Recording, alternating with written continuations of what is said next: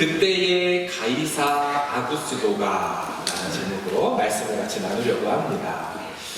그럼 세례 요한이 출생을 했습니다. 그리고 이제 예수님이 태어날 차례가 되었죠. 두 분의 임신 잉태된 시점이 약 6개월 정도 되니까 6개월 좀 지난 이 시기를 말할 겁니다. 드디어 아기 예수께서 탄생하는 시점이 되었지요. 그럼 보통은 성경이 어떻게 기록하면 좋겠습니까? 마리아가 순산했더라. 아이를 낳았는데 몸무게가 얼마고 머리 둘레가 얼마고 키는 얼마고 보통 이 정도로 나가야 될 거고, 아니면 부모가 첫 아이를 안고 너무너무 기뻐했다, 이 정도가 되면 참 좋겠는데 그렇지 않죠. 오늘 본문을 보면 좀 특별한 상황과 사건 속에서 예수님의 나심을 설명하고 있다는 것이 특별하다는 것입니다. 다시 본문을 봅시다. 제가 읽을게요. 1절. 그때의 가이사 아구스도가 영을 내려 천하로 다 호적하라 하였으니 이 호적은 구레뇨가 수리아 총독이 되었을 때에 처음 한 것이라. 모든 사람이 호적하러 각각 고향으로 돌아가매 요셉도 다윗의 집 족속이므로 갈릴리 나사렛 동네에서 유대를 향하여 베들레헴이라 하는 다윗의 동네로 그 약혼한 마리아와 함께 호적하러 올라가니 마리아가 이미 잉태하였더라. 어떤 상황 속에서 예수님이 태어났다 그래요? 그때에 가이사 아구스도가 호적하라 할 때 예수님이 태어났다는 거예요. 이렇게 중요한 사건이라고 예수님의 태어나는 그 역사적 상황을 굳이 설명하냐라는 것입니다. 호적이라는 말이 이게 집, 호자, 문서, 적자, 그러니까 집문서라는 뜻을 갖고 있습니다. 그래서 이게 집의 호주 중심으로 하여 그 가정에 속해 있는 사람들의 신분, 이름, 생년월일 등을 기록한 공식 문서, 이걸 호적이라고 하거든요. 한국은 2008년도에 이 호적 제도가 폐지됐더라고요. 그 후에 가족관계 등록법이라는 것으로 바뀌어가지고 이르렀습니다. 자, 그럼 호적한다 무슨 뜻일까요? 영어 성경에 보면 센서스라고 되어 있어요. 인구조사하는 것입니다. 인구조사. 그럼 지금 어떤 상황이라는 겁니까? 이제 아이를 출산할 때가 되었는데 갑자기 나라 황제의 명이 내려서 인구조사를 하기 위해 고향으로 가야 되는 상황이 발생했다는 거예요. 그리고 그 상황이 의미심장하다는 것을 보여주기 위해 그때라는 문구를 저자문가가 삽입하고 표시하는 것이죠. 그럼 그때, 이때라는 이런 표현은 누가복음에서 종종 중요한 상황을 암시하기 위하여 쓰인 문구입니다. 앞전에 봤던 1장 39절을 좀 보시면 이때에 마리아가 일어나 빨리 산골로 유대 한 동네에 갔다. 어떤 때입니까? 자기에게 수태고지가 알려진 후로 또 증표로서 엘리사벳 할머니에게 임신되었다는 것을 알려진 그때 지체함 없이 빨리 가는 이 중요한 마리아의 행동을 얘기하고 싶을 때 이때에, 나중에 누가복음 6장에 보더라도 이때에 예수님이 기도하러 산에 갔다. 어떤 때냐면 12제자를 택하기 전 그때에, 또한 앞에 있었던 사건과 연결시키며 지금 이때라고 말하고 싶을 때 쓰는 말이죠. 자, 그렇다면 오늘 본문으로 돌아와서 왜 그때에 이런 일이 일어났을까요? 사랑하는 여러분, 그때에 호적하라는 명령이 생기는 바람에 결국 어떤 일이 일어난 겁니까? 임신한 여인 마리아가 굳이 몸이 무거운데도 불구하고 어디로 가야 돼요? 자신이 있던 갈릴리 나사렛에서 무려 140km 정도나 떨어진 남편의 고향인 유다 베들레헴으로 가야만 했다는 거예요. 반대로 말하면 무슨 뜻이겠습니까? 황제가 명을 내려 호적하라고 하지 않았다면 굳이 마리아가 무거운 몸을 이끌고 교통수단마저 편하지 않는 그때 이동할 이유가 없었다라는 것이죠. 유다 베들레헴, 거기는 남편의 고향이자 남편의 조상이었던 다윗의 출생지 베들레헴이었죠. 자, 누가복음 1장 4, 5절을 같이 한번 보겠습니다. 시작. 요셉도 다윗의 집 족속이므로 갈릴리 나사렛 동네에서 유대를 향하여 베들레헴이라 하는 다윗의 동네로 그 약혼한 마리아와 함께 호적하러 올라가니 마리아가 이미 잉태하였더라. 아멘. 이미 잉태된 상태에서 굳이 갈릴리 나사렛에서 베들레헴으로 갔다 얘기를 하는 거예요. 여러분, 이 호적의 명령 때문에 어떤 일이 일어났습니까? 예언이 성취되었습니다. 미가서 5장 2절을 보십시오. 같이 한번 읽겠습니다. 시작. 베들레헴 에브라다야, 너는 유다 족속 중에 작을지라도 이스라엘을 다스릴 자가 내게서 내게로 나올 것이다. 그의 근본은 상고의 영혼에 믿느니라. 네. 이 말씀 계속 띄워주세요. 사랑하는 여러분, 저 미가 선지자가 예언한 바에 따르면 뭡니까? 베들레헴이라는 곳에서 작은 마을이라 할지라도 누가 나올 거예요? 이스라엘을 다스릴 왕이 나올 거라는 거예요.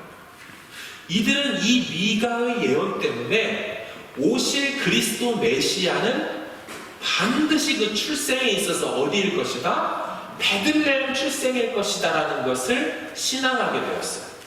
그래서 그들은 계속해서 오실 메시아를 기다리면서 그가 메시아인지를 출생을 통하여 알게 되었죠. 이것을 알 수 있는 장면이 마태복음 2장에 가면 왜 동방박사들이 별을 보고 유대인의 왕으로 나시니가 어딨냐라고 찾아오잖아요. 그 찾아와서 얘기하니까 유대인의 왕으로서 지금 자신이 헤롯 대왕이 통치하고 있는데 유대인의 왕으로 나시니를 찾으니까 실존 왕이었던 헤롯 입장에서는 경계해야 되잖아요. 그때 대제사장과 서기관들에게 묻죠. 그리스도가 어디서 나겠습니까? 이 헤롯이 물어. 그러자 그들이 대답을 해주기를 기록된 바 선지자가 말하기를 하면서 미가서 5장 2절을 얘기해 주거든요. 오실 메시아 그리스도는 베들레헴 출생일 겁니다. 그러니까 이후로 모든 사람들은 메시아는 베들레헴 출생이라고 믿었어요. 여러분, 만약에 이 칙령이 아니었다면 여러분, 예수님 어디서 태어나겠어요? 나사렛에서 태어나요. 그럼 어떤 일이 일어나요? 심각한 문제가 생기는 겁니다. 예수의 출생, 메시아됨부터 틀어지기 시작하죠. 그분의 메시아됨의 근본이 뒤틀려버리게 되는 겁니다. 바로 그래서 그때에 황제 아구스도가 명을 내려서 굳이 갈 필요 없는 그 걸음을 하게 함으로 예수님이 어디서 태어나요? 베들레헴에서 태어나게 된 거예요. 그래서 그분의 그 출생에 대한 예언이 성취돼 버리겠다라는 거예요. 여러분, 사실 아구스도 입장에서, 황제 입장에서 이 호적하라는 명령을 내린 이유는 그저 식민지를 관리하기 위한 것 때문이었습니다. 쉽게 말해 인원을 계수해서 두달 얼마씩 세금을 거두려는 목적으로 인구 호적하라고 한 것뿐입니다. 당시 로마 시대에 인구조사라는 명령은 목적이 두 가지가 있었습니다. 세금을 부과하는 것 하나와 군대에 진용하기 위한 사람을 파악하기 위한 것이죠. 하지만 이 유대나라 사람들은 워낙 반란이 심했고 잦은 내란들이 있었기 때문에 그런 그들을 군대로 진용할 이유가 없었기에 유대인들에겐 병역이 면제되었어요. 따라서 인구조사라는 명령의 목적 한 가지는 반드시 세금 부과, 아주 세속적이고 자신의 부를 더 찾고자 하는 그 목적 외에 아무것도 없었어요. 그런데 그 세속적인 세상 왕의 그 칙령이 어떤 일을 이루게 됩니까? 하나님의 예언을 성취하는 도구로서 사용되더라는 것입니다. 그것을 밝혀주는 문구가 그때라는 문구였다는 것이죠. 여러분, 역사는 세상 주관자가 이끌어가는 것처럼만 보입니다. 하지만 성경은 성경의 역사 속에 누누이 강조하는 것이 있습니다. 지속적으로 반복적으로 하는 말은 세상은 하나님의 뜻대로 되더라는 것입니다. 하나님의 의도와 하나님의 계획과 그분의 목적을 이루기 위하여 세상왕도 세워지고 세상왕들이 정책을 발휘하여 그분의 뜻을 이루는 도구일 뿐이라고 성경은 진짜 왕이신 분이 하나님이라고 누누이 말씀하고 있는 줄로 믿습니다. 여러분, 이것을 알 수 있는 구약의 대표적인 예가 하나 있는데 그것은 바로 고레스의 칙령입니다. 아시는 것처럼 북이스라엘 남유다 있었잖아요. 여기 망하고 남유다마저 망해요. 그래서 바벨론이라는 먼 거리로 1090km나 떨어진 그곳으로 유배로 포로로 끌려갑니다. 누가 좋아하겠어요? 그런데 예레미야라는 선지자가 나타나서 하는 말이 뭐냐면 하나님이 너희를 버리지 않았다. 포로로 끌려갈지라도 하나님은 70년이라는 기간을 정해놓으셨고 70년이 다 차면 반드시 본국으로 돌아올 거다. 하나님의 이 약속의 말씀을 전하죠. 자, 말씀을 일단 보겠습니다. 예레미야 29장 10절을 보겠습니다. 시작. 여호와께서 이와 같이 말씀하시니라. 바벨론에서 70년이 차면 내가 너희를 돌보고 나의 선한 말을 너희에게 성취하여 너희를 이곳으로 돌아오게 하리라. 아멘. 70년 만에 다시 돌아오게 하리라는 이 예언의 말씀이 어떻게 성취되는 줄 아십니까? 에스라 1장 1, 2절을 보십시오. 자, 제가 읽겠습니다. 바사왕 고레스 원년에, 바사는 펄시아, 페르시아를 얘기합니다. 페르시아 왕 고레스 통치 1년 원년에 여호와께서 예레미야의 입을 통하여 하신 말씀을 이루게 하시려고 바사왕 고레스의 마음을 감동시키시매 그가 온 나라에 공포도 하고 저서도 내려 이르되 바사왕 고레스는 말을 하노니 하늘의 하나님 여호와께서 세상 모든 나라를 내게 주셨고 나에게 명령하사 유다 예루살렘에 성전을 건축하라 하셨나니. 기가 막히죠. 여러분, 그 이방 왕 페르시아 왕 고레스가 칙령을 내려서 너희들 이제 다 본국으로 돌아가. 뿐만 아니라 가서 뭐 하라 그래요? 성전도 지으래요. 성전도. 사랑하는 여러분, 이게 이해가 됩니까? 어떻게 식민지를 다스리고 있는 그 통치 그 이방 제국의 왕이 자신이 모아놨던 그 포로들을 석방하다시피 다 풀어주다시피 심지어 니네 나라 돌아가 니네 신전 성전 지어놔라. 여러분, 이게 그래서 하나님의 역사고 하나님의 섭리인데요, 사실 고레스는 철저히 자기중심적으로 이 말을 한 겁니다. 포로들을 돌려보내서 그 포로들이 섬기는 신의 신전을 짓도록 한 것은 고레스의 신관이 철저히 다신론이었기 때문입니다.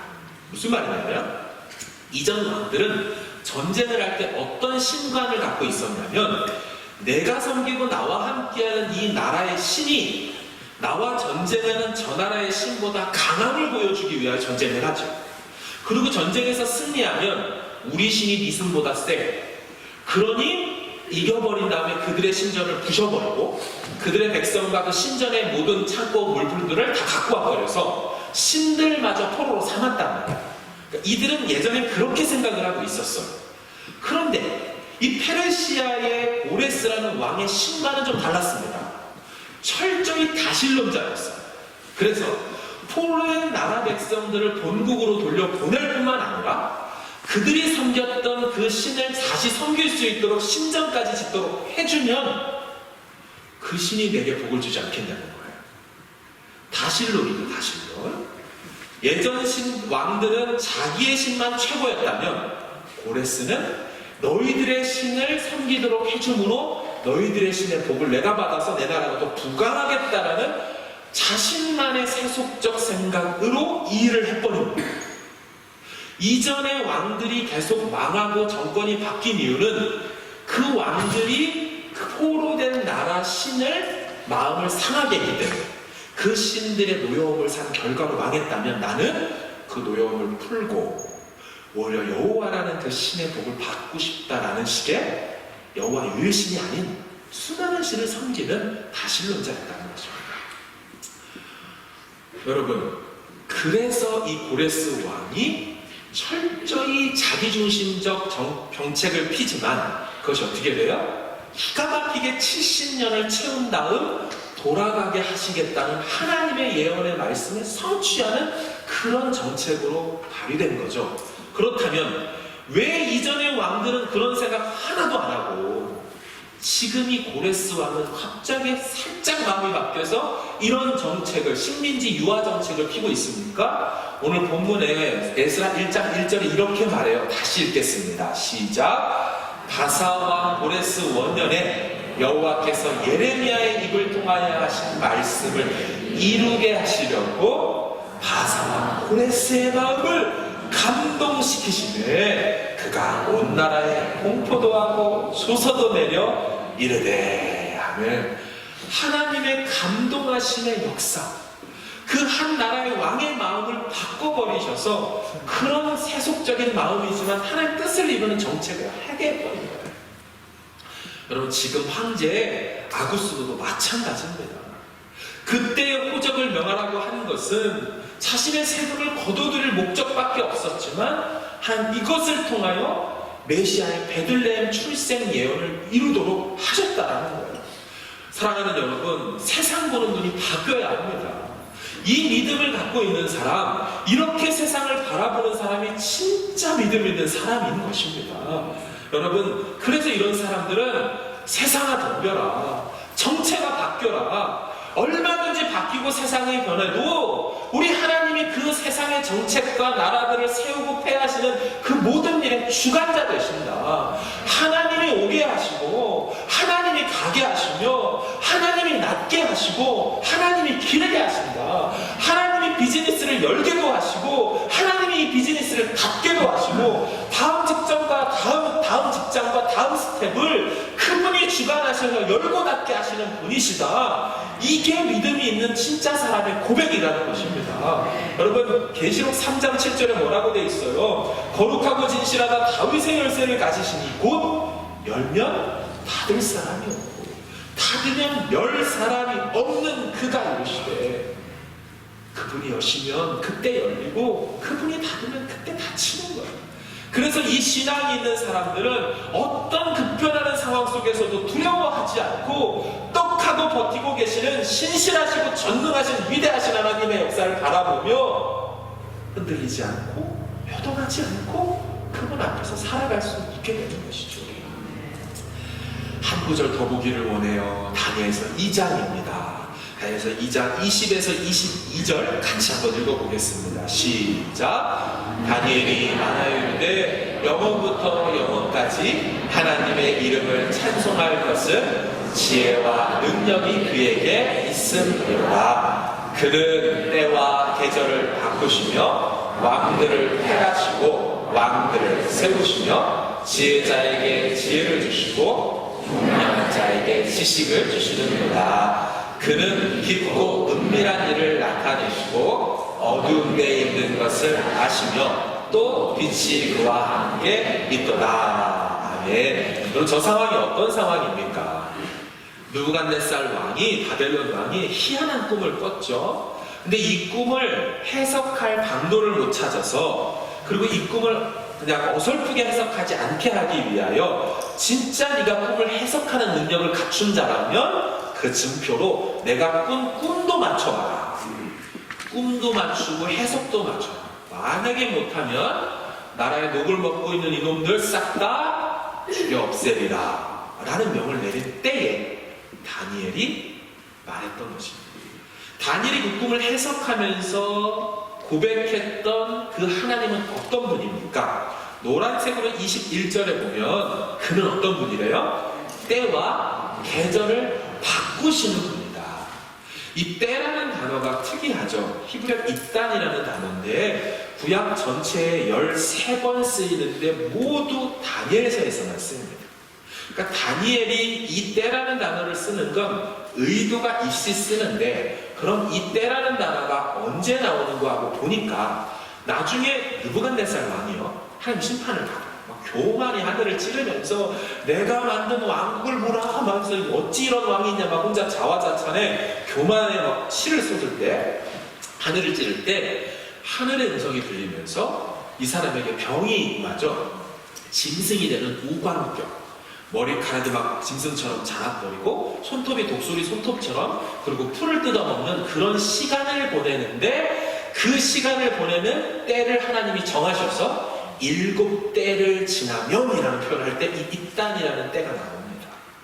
또한 성도들에게 환난과 고통의 때가 찾아올 것인데 나 여호와는 그 때를 이미 알고 있고 그 때는 그리 길지 않다라고 말할 때 한 때와 두 때와 반때를 지나면 이라고 할 때 이 이단이라는 때가 나옵니다.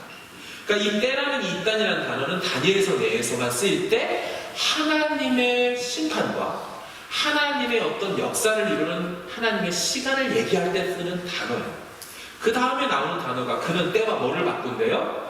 계절인데, 이 계절도 영어 성경에는 seasons라고 되어 있는데요, 봄, 여름, 가을, 겨울을 의미하는 단어가 아닙니다. 이 단어는 히브리어 제만이라고 해서 이 또한 구약에 9번 등장하는데 모두 다니엘서에서만 나옵니다. 의미 있게 쓰는 단어로서 나오는 제만인데, 이 뜻이 시즌이 아니라 period, era 혹은 age, 시대나 기간을 얘기하는 겁니다. 하나님은 어떤 역사와 어떤 상황을 일으킬 때 그 기간을 정해놓으시거나 그 시대를 뭐 하는데요? 바꾸실 수 있는 분이라고 얘기하는 때 나온다는 것입니다. 개역 한글을 좀 볼까요? 이렇게 돼 있어요. 그는 때와 기한을 변하시며 왕들을 패하고 왕들을 세우시며. 이전 성경은 그걸 잘 번역했어요. 공동 번역 보면 시대를 마음대로 바꾸어 왕조를 바꾸시는 분이시오. 코리아 리빙 바이블에는 그는 때와 시대를 바꾸시며 왕을 세우고 패하시는 분이다. 하나님 어떤 분입니까? 때와 기한을 설정하셔서 정권을 세우기도 하고 정권을 패하기도 하고 어느 왕조를 일으키기도 하고 그 왕조를 패하시게 하고 이전의 시대를 접으시고 새로운 시대를 열어가시는 때와 기한의 주관자, 시간의 주관자, 역사의 통치자가 누구시다? 바로 여호와 하나님이다. 그걸 얘기하고 싶은 게 다니엘서의 메시지인 것입니다. 그래서 다니엘이 12장까지 있는데 앞에 6장 뒤에 말고 앞에 6장 빼고 뒤에 6장 7장부터 12장은 하나님이 앞으로의 역사들을 어떻게 때를 정하여 정권과 시대를 바꿀지를 나오죠. 그래서 메대와 바벨론이 끝나고 메대와 페르시아를 세우고, 페르시아가 끝난 다음에 그리스 헬라 시대를 세우고, 그 다음에 로마 시대가 세워질 것을 다니엘서 뒷부분에 나오면 이미 예언되어 있어요. 역사적으로 이미 일어나지 않는 앞으로 급변하는 세상 역사를 기록해놓은 특별한 성경이, 묵시를 담고 있는 성경이 다니엘서 후반부입니다. 그래서 이 때와 기한이라는 용어가 더 많이 이곳에 집중되어 나오는 것이죠. 그럼 우리 인간은 시간 안에 갇혀 사는 존재이죠. 시간을 거스를 수가 없습니다. 우린 3차원이라는 가로, 세로, 높이, 공간 안에만 간신히 머물러요. 하지만 하나님은 차원이 다른 존재입니다. 시간을 뛰어넘을 수 있고 모든 시간 위에서 현재적으로 존재하실 뿐만 아니라 이 세상의 역사의 끝을 지금 보시면서 우리를 그 향하여 당신의 목적을 향하여 이끌고 계시는 시간의 주관자이신 줄로 믿습니다. 그래서 우리는 어떤 일이 일어나고 어떤 고난에 갇혀 있어도 어떤 상황이 펼쳐져도 이 모든 시간을 주관하시는 당신께서 이 상황을 허락하셨다면 이 상황을 맺고 끊고 닫게 하실 그때가 있으시겠구나. 그리고 또 새 시대와 새 역사를 열어 가시겠구나. 이 믿음이 이 본문을 완전히 신앙하는 사람에게 있게 되는 것이죠. 그래서 이 믿음을 소유한 사람들은 하나님을 기다릴 수가 있어요. 아무것도 할 수 없으니까. 그냥 내 능력 밖의 일이니까 그냥 손 놓고 있는 그런 기다림 말고 하나님의 정한 때가 있어. 하나님이 일하시는 때가 있어. 지금 내 눈에는 아무것도 보이지 않지만 하나님이 일하지 않고 있는 것도 아니고 하나님이 내팽개쳐버린 내 인생도 아니야. 하나님이 지금 보이지 않지만 일하고 계셔서 그분이 운행하시는 역사와 시간의 수레바퀴가 기가 막혀 맞춰져서 그분의 때에 반드시 역사가 있어 하는 사람만 진짜 기도하며 기다릴 수 있는 거예요. 가만히 있어도 그 사람에겐 가만히 있는 게 아니에요.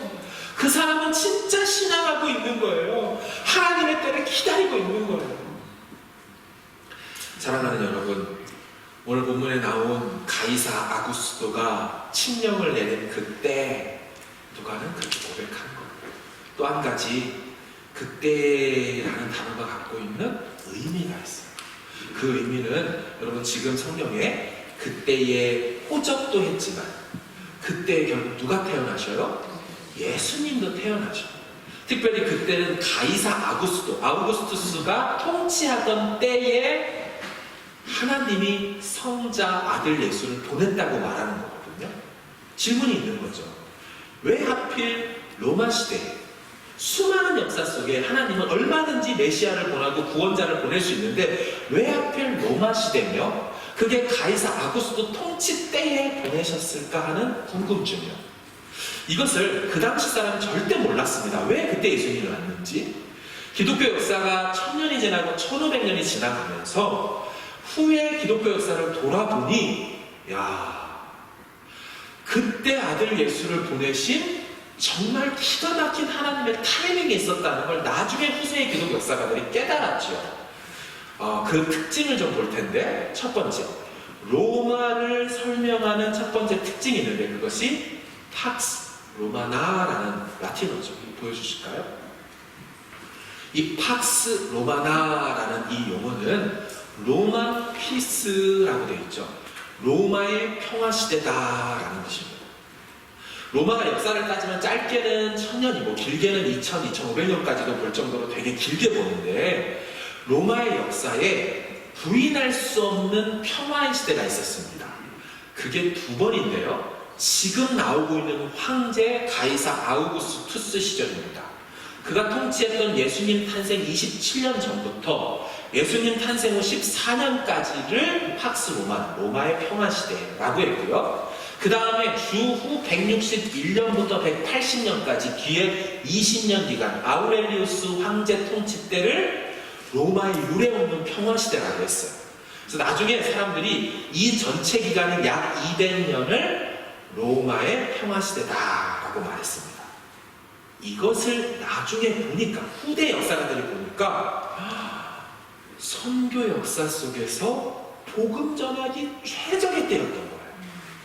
복음이 전해질 때 사람의 상황 속에 전쟁이 나고 먹을 것이 없고 난리가 나면 복음과 새로운 소식을 들을 준비가 안 돼 있거든요. 그러니까 너무너무 평안한 때에 예수님이 오신 거예요. 자, 오늘날에도 그렇죠. 선교지에 전쟁이나 혹은 내란이 나게 되면 어떻게 됩니까? 선교사님들이 유례 없이 다 피신 나오세요. 우리 락다운 기간에 김상철 감독이라는 분이 제작한 그 다큐멘터리 영화가 있어요. 잊혀진 가방이라고 있어요. 거기 보면 에피소드 두 번째에 헬렌 로즈비어라는 여자 선교사님이 의사로서 콩고라는 지역에 갔죠. 근데 거기서 콩고 내란이 있자 모든 선교사님이 다 피신하고 나라를 빠져나갈 때 막 내란이 있고 전쟁이 있으니까 사람들이 죽어나가잖아요. 그러니까 여자 선교사님, 특별히 의사로서 그걸 볼 수 없어 남죠. 그러다 어떻게 됩니까? 여자로서 겪지 말아야 될 심한 일들을 그분이 겪게 되죠. 그래서 끝까지 남아서 그곳에서 선교 사역을 하죠. 이처럼 내란이 일어나면 도망가올 수밖에 없어요. 평화가 있지 않으면 복음 전하는 게 쉽지 않아요. 제가 아는 여자 선교사님도 아프리카 선교를 갔다가 내란이 일어나니까 몸만 간신히 건져 나와서 다른 나라로 또 갈 수밖에 없어요. 전쟁이 끝나기 전까지는 다시 선교사님이 들어갈 수가 없어요. 그러니까 선교지에는 치안과 보안이 중요하고 그게 불안할 때 선교 사역이 막힙니다. 그런 관점에서 볼 때 예수님이 오신 때가 언제냐면 200년의 팍스 로마나 시절의 서두 앞부분 초기 때 오신 거예요. 그때 예수님이 오셔서 복음을 펴치기에 딱 좋은, 전해지기 좋은 평화의 시대 때 오신 것이죠. 두 번째, 로마를 설명하는 표현이 있는데요. 화면으로 보여주십시오. 모든 길은 로마로. 많이 들어보시겠죠. 심지어 이 제목으로 된 영화까지 있더라고요. 할리우드에서 나온 영화. 전혀 뭐 내용과 상관없지만 모든 길은 로마로. 로마인들은 위기가 생길 때 자신들이 통치하는 이제 식민지 백성의 위기가 생길 때, 내란이 일어날 때 빨리 이것을 제압하거나 또 그리고 전쟁이 생기면 불량민을 빨리 군수물자를 보내기 위하여 도로를 닦는데 열심을 냈습니다. 그래서 어떤 상황이 있어도 통제할 수 있도록 도로를 열심히 닦았어요. 로마 공병대가 닦은 길이요 어마어마했더라고요. 땅속으로 1.2m 정도를 파고 내려가서 모래를 넣고 롤러로 평탄화 작업을 해요. 그 위에 30cm 정도 자갈을 깔고 돌을 깔고 또 자갈을 깔고 그리고 그 틈새를 모르타르라고 하는 물과 석회와 이런 흙들을 섞어가지고 이제 그 안을 채워요. 그런 다음 그 위에 또 자갈 깔고 모래 깔고 맨 위에 평평한 돌을 또다시 놓습니다. 화면에 보이시는 게 로마의 도로 공법입니다. 근데 이게 얼마나 견고한지요. 2000년이 지난 지금도 로마의 도로가 성성하게 살아있죠. 사진 하나 더 보여주시면 로마 2000년 전에 깔았던 그 평평한 돌이 맨들맨들하게 지금도 있습니다. 근데 이들은 도로를 깔 때 구불구불 깔지 않았어요. 군대가 빨리 가야 되니까. 직선으로 깔기를 좋아했죠. 화면을 좀 보여주시면 이처럼 직선으로 위주로 쫙 깔아놨습니다.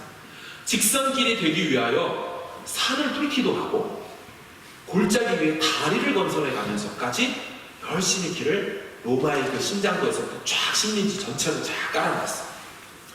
이렇게 깐 로마 공병대가 낸 길의 도로의 길이가 엄청나요. 어느 정도 됐냐면 40만 킬로미터. 40만 킬로미터가 감이 오시는 분이 있네요. 감사해요. 1부 때는 말씀을 드렸더니 비행기 타고 가면 되지 않나? 약간 이런 분위기였거든요. 이게 어느 정도 됐냐면 제가 감이 오게 하려고 우리에게 좀 가까운 호주를 봤어요. 호주가 가로로 봤을 때 호주 동쪽으로 봤을 때 브리스번에서 저기 서쪽 끝에 있는 호주 펄스 위에 보면 제랄튼이라는 도시가 있나? 끝에서 끝까지 차로 50시간 가는 게 4,600km예요. 근데 지금 40만 km니까 1만이 채 되지 않는 절반도 안 되는 게 호주 여기서 여기까지인데 도로 이 정도 깔았어요. 그래도 감이 안 올까봐 도대체 지구의 어느 지역을 이렇게 돼야 40만 킬로미터 감이 올까 하고 봤더니 지구에서 달까지가 38만이에요. 이제는 감이 오죠. 좋아요. 1부 때도 이렇게 하니까 감이 오시더라고요. 비로소. 지구에서 달까지, 지구의 심장부에서 달의 심장부까지는 그러니까 지구 심장부까지 간 다음에 따지는 거예요. 38만 킬로미터 가고 2만 더 쓰셔야 돼요.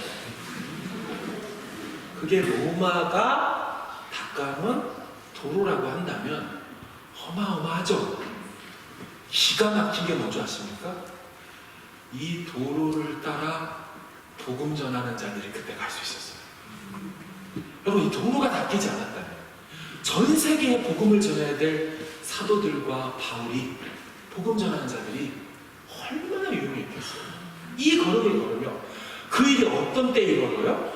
그 앞전 시대에는 혼란과 내란의 시대예요. 계속 시대의 정책이 바뀌어요. 나라가 바뀌고 왕조가 바뀌고 로마 시대의 아우구스투스 팍스 로마나 시절 속에 평안함 속에 도로마저 다 닦여서 바울이 로마로 가서 목숨을 내던져 복음을 선포하고 그곳에 복음이 뻥 하고 터지자 그곳으로부터 전 세계 심장부, 복음의 심장부인 그곳으로부터 복음의 혈류가 막 공급되면서 닿는 사람들마다 살려내고 복음의 보혈로 다 일깨우는 일들. 여러분, 이게 지금 그때의 예수가 오셨다는 걸 지금 누가 얘기하고 싶어하는 거예요. 누가. 또 하나 더 있어요. 세 번째, 시대를 다시 돌아보니까 이 로마 시대에 왜 하필 예수님이 오셨을까 하고 봤더니 세 번째 특징은 언어의 통일 시대였습니다. 예수님이 오시기 350년 전쯤에 유명한 마게도냐의 정복 왕인 알렉산더 대왕이 나타납니다.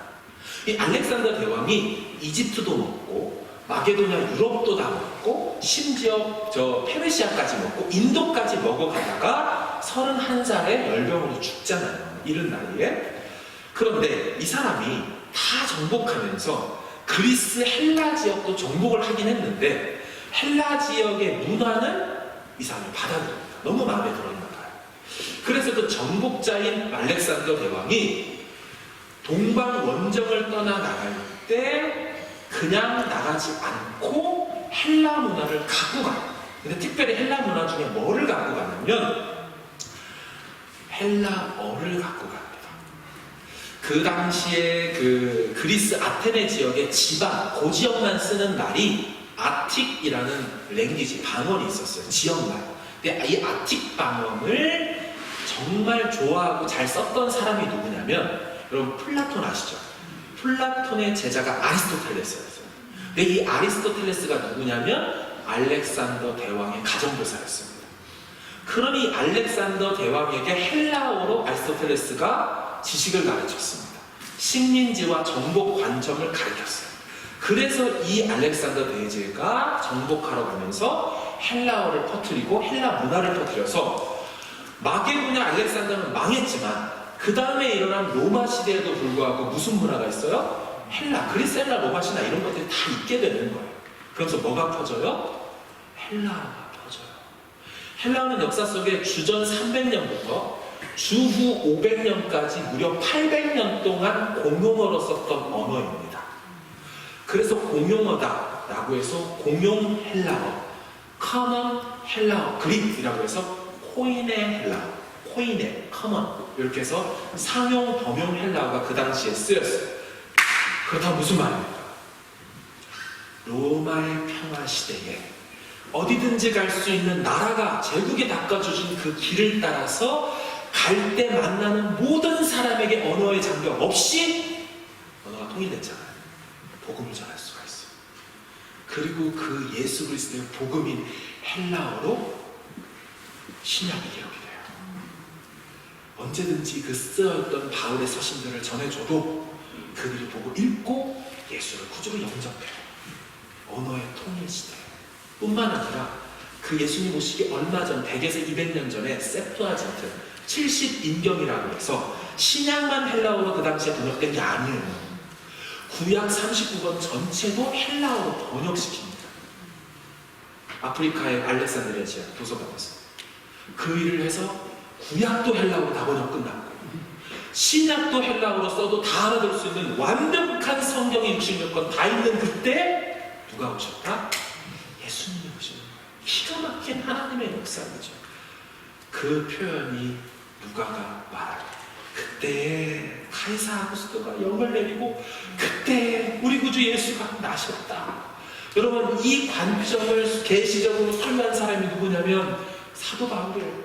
사도 바울도 그래서 그의 서신서에 이런 표현을 쓰죠. 갈라디아서 4장 3, 4절이에요. 같이 읽어볼까요? 시작! 이와 같이 우리도 어렸을 때에 이 세상의 초등학문 아래에 있어서 종노릇하였더니 때가 차매 하나님이 그 아들을 보내사 여자에게서 나게 하시고 율법 아래 나게 하신 것은 아멘. 때가 참 하나님 보시기에 가장 적절한 때. 유대인들은 생각했습니다. 하나님 왜 말라기 선지자 이후로 400년간 말씀하지 않습니까? 왜 400년의 침묵과 암묵의 시간을 주셔서 어떠한 계시도 주시지 않고 이 속국으로 포로된 자로서 우리의 민족을 버려두십니까? 할 때 여러분 하나님이 가만히 계셨나요? 천만에요, 천만에요. 그 시간 동안 모든 때를 기다려 오시고 하나님 정하신 그 왕조와 그 시대를 기다리시고 언어가 통일되는 때를 성경의 헬라어로 구약까지 번역되는 때를 다 기다려 오신 다음에 온전한 복음을 다 주셔서 세상 가운데 펼쳐내시는 거예요. 여러분 세상 역사 히스토리라고 하지만 우리가 신앙으로 뭐라고 고백해요? 히스토리 그의 이야기라고 하죠. 여러분 이렇게 세상을 그분의 이야기로 볼 수 있는 사람 그런 눈과 그런 생각과 사과를 갖고 있는 사람이 지금 어떤 일이 일어나고 세상 사람들은 뉴노멀이라고 하잖아요. 새로운 일상이다. 새로운 시대가 열렸다. 코로나 이전과 이후 시대가 바뀌었다. 시대가 새롭게 열렸다는 이 불안한 상황 속에서도 이 신앙이 있는 사람은 뭐 할 수 있습니까? 떨지 않을 수 있어요. 하나님을 온전히 신뢰하고 신앙할 수 있는 거예요. 하나님, 세상은 특별합니다. 세상은 코로나 시대가 열렸습니다. 또 어떤 팬데믹이 일어나고 또 어떤 상황이 펼쳐질지 있던 직장이 사라지고 수많은 직업군이 코로나 이후로 사멸되고 새로운 직업군들이 일어나고 내 전공과 내 할 일, 우리 직장과 우리 아이들의 미래는 하나도 보이지 않지만 그때를 주관하시는 시간의 주관자 위대하신 하나님 세상의 통치자 그분이 나의 하나님이다. 그분이 나의 구주가 되신다. 그런 나를 택하셔서 창세전부터 예정하셔서 나로 예수 믿게 하시고 이 땅에 이곳에 보내셔서 살게 하셨다면 앞으로 내 삶도 주의 것이고 주님 인도하신다. 이 믿음으로 선포하게 되는 줄로 믿습니다. 말씀을 정리하며 구약의 한 지혜자가 이런 말을 했습니다. 전도서 3장 1절과 11절이죠. 같이 읽어볼까요? 시작. 범사에 기한이 있고 천하만사가 다 때가 있나니 하나님이 모든 것을 지으시되 때를 따라 아름답게 하셨고. 아멘. 구약의 지혜자 중에 지혜자였던 솔로몬이 했던 말이에요. 자신에게 주신 그 하나님의 지혜로 알게 된 것, 세상 모든 일들에 때가 있더라. 하나님의 때, 하나님이 때를 따라 아름답게, 또 다른 뜻으로는 적당하게, 적절하게, 때에 맞게, 이런 뜻이에요.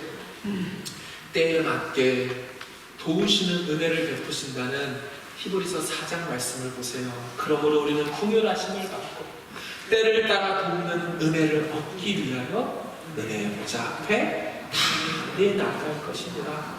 아멘. 하나님, 당신의 일하심과 당신의 역사가 필요한 지금 이때, 카이로스의 질적이고 수직적이고 의미적인 이때에 도우신다고 약속하신 그 은혜가 있다고 하니 주님 이번 한 주간도 은혜의 보좌, 은혜 베푸시는 그 자리, 기도의 자리, 말씀의 자리에 나아가겠습니다. 돕는 은혜를 허락하여 주옵소서. 믿음으로 승리하고 은혜 넘치는 한 주가 되기를 주의 이름으로 축원합니다.